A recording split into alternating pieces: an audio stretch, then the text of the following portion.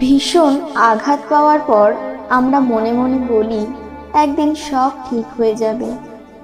আসলে কোনো কিছুই আর ঠিক হয় না, বরং আমরা সময়ের সাথে সাথে মানিয়ে নিতে শিখে যাই।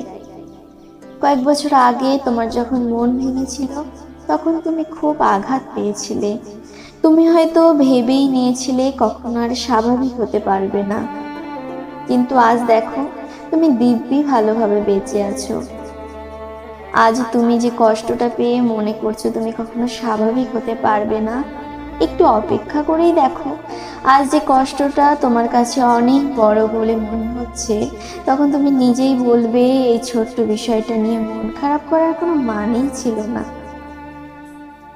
ছোটবেলায় প্রিয় খেলনাটা হারিয়ে গেলে আমরা কতই না কেঁদেছি, অথচ এখন দেখো, তার চেয়ে প্রিয় কোনো জিনিস হারিয়ে গেলে আমরা কেউ সেই আগের মতো কাঁদি না, হয়তো কাঁদতে পারি না। ঠিক তেমনি ভাবে এখন যতই কষ্ট হোক না কেন, একটা সময় আসবে যখন আর এসব ভেবে কোনো কষ্ট হবে না। প্রেমিকে ধোঁকা খেয়ে যে মেয়েটি নিজেকে শেষ করে দেবে বলে ভেবে নিয়েছিল, সেও তখনকার কথা ভেবে মুচকি হাসি দেয়।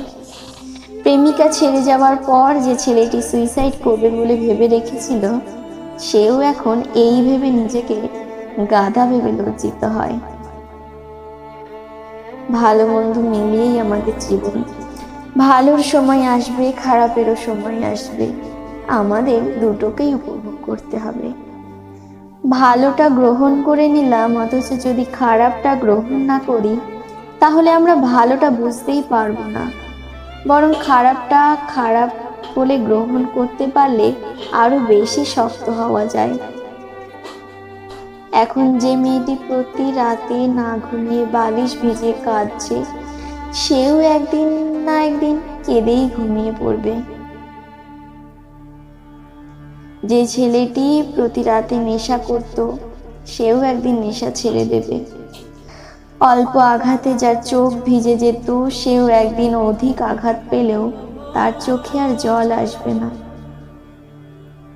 তোমার বয়স যত বাড়বে, তোমার সহ্য করার ক্ষমতা ততই বৃদ্ধি পাবে। ছোটখাটো বিষয় নিয়ে এখন তোমার তীব্রভাবে মন খারাপ হয়, একদিন নিজেই বুঝতে পারবে এইসব ছোটখাটো বিষয় তখন তোমাকে আর স্পর্শ করতে পারবে না, কারণ তুমি যে বড় হয়ে গিয়েছো।